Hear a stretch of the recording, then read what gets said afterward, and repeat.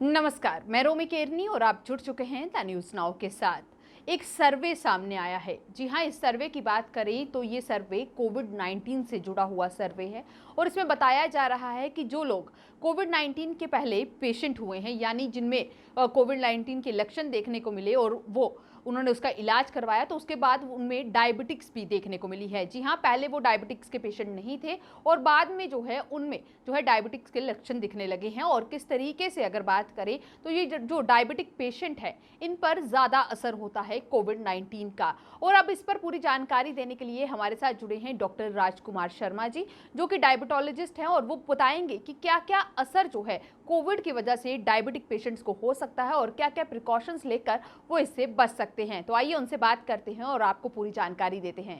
Sir, सबसे पहले तो मैं ये जानना चाहूँगी कि जिस तरीके से अब एक सर्वे सामने आया है कि जिन लोगों को कोविड होने से पहले डायबिटिक्स नहीं था और कोविड के बाद जो है उन्हें डायबिटीज़ हो जाता है, उसके क्या कारण रहते हैं?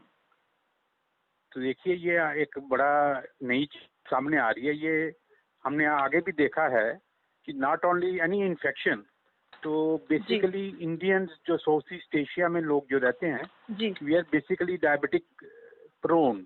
तो जी, बेसिकली हमारे इनहेरिटेंस में, जीन्स में जी, साउथ ईस्ट जो पॉपुलेशन है, जी, चाहे उसमें इंडिया है, पाकिस्तान है या बांग्लादेश है, जी, इन सब कंट्रीज में जो बेसिक जेनेटिक जो हमारी प्रिपोंडेंस है वो टुवर्ड्स डायबिटीज है।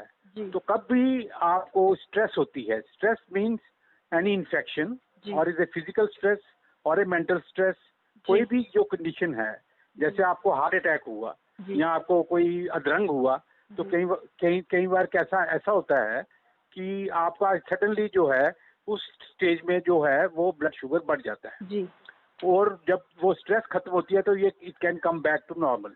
जी, लेकिन हमने देखा है कि जिन लोगों का काफी ज्यादा शुगर इन दौरान इस स्ट्रेस में बढ़ता है, तो जी, वो आपको बाद में उसका जो आउटकम है जी, वो उतना अच्छा नहीं रहता है। जी, और रादर जो उनमें जो कॉम्प्लिकेशंस है, मॉर्टेलिटी है, वो चाहे वो आपका हार्ट अटैक हो, चाहे वो आपका स्ट्रोक हो, as compare to a person who has normal sugar in the start, और जो जी, उसका ड्यूरिंग द टाइम ऑफ उसका हॉस्पिटलाइजेशन भी अगर नॉर्मल शुगर है तो उसकी मॉर्टेलिटी कम होती है। जी, लेकिन जिनका पहले शुगर नॉर्मल होता है और ड्यूरिंग दी हॉस्पिटल स्टे जी, शुगर बढ़ जाता है, जी, और वो जो मॉर्टेलिटी यानी उनमें जो मारने की जो जो नंबर है वो बढ़ जाता है। जी।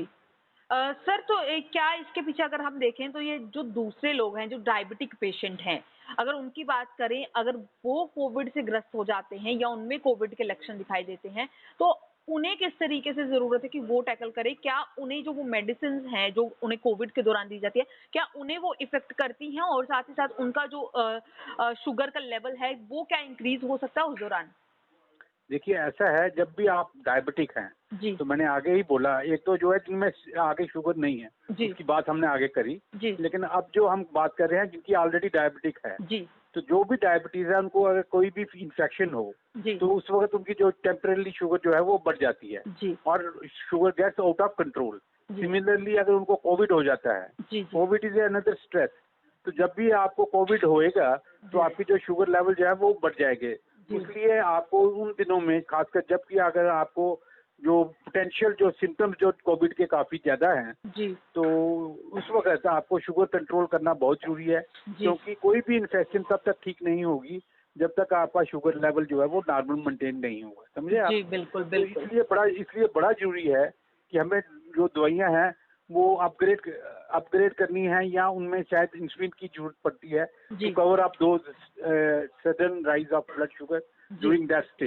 जी, अगर हॉस्पिटलाइजेशन के दौरान या अगर जब आपका कोविड है, जी, उसको अगर आपने कवर करना है, आपने उसके शुगर के जी, जी, हिसाब से आपको इंसुलिन या दवाइयों को अपग्रेड करके उसको आपका शुगर को कंट्रोल करें। और जी, अगर आपकी शुगर नॉर्मल रहती है तो आपका रिस्क जो है वो नॉर्मल आदमी से थोड़ा ही ज्यादा रहेगा। जी।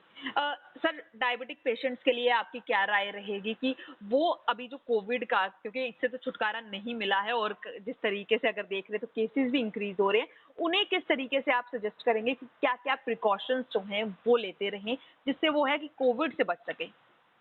देखो आपने पहले ही जो गाइडलाइंस आई हुई है, जी तो हमारे जो डायबिटिक टाइप 2 होते हैं वो ज्यादा एज्ड होते हैं। जी तो जो लोग 60 से 65 से ऊपर, उनको तो पहला घर से बाहर निकलना ही नहीं चाहिए बिल्कुल और सोशल डिस्टेंसिंग रखनी है। जी ऑल जो प्रिकॉशंस है, इम्यूनिटी बूस्टर जो हैं, वो जी दवाइयाँ, बी कॉम्प्लेक्स फैक्टर्स है, विटामिन जी डी है, विटामिन सी है, जिंक है, वो लेनी चाहिए। और कोशिश ये करना चाहिए कि किसी भी ऐसे आदमी के कांटेक्ट में न आए जहाँ जो पोटेंशियल एक कोविड का केस हो सकता है। जी तो बाहर ना जाएं और सोशल डिस्टेंसिंग मेंटेन करें।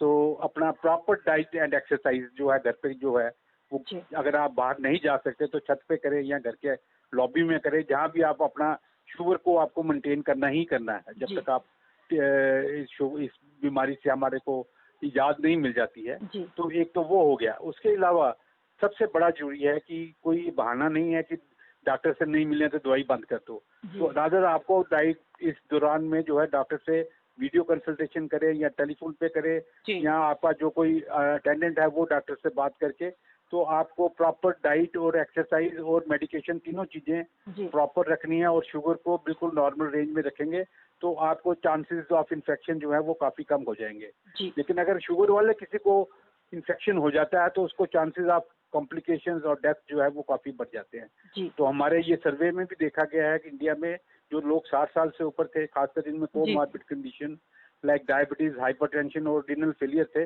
उनमें जो डेथ लेवल था वो ज्यादा था।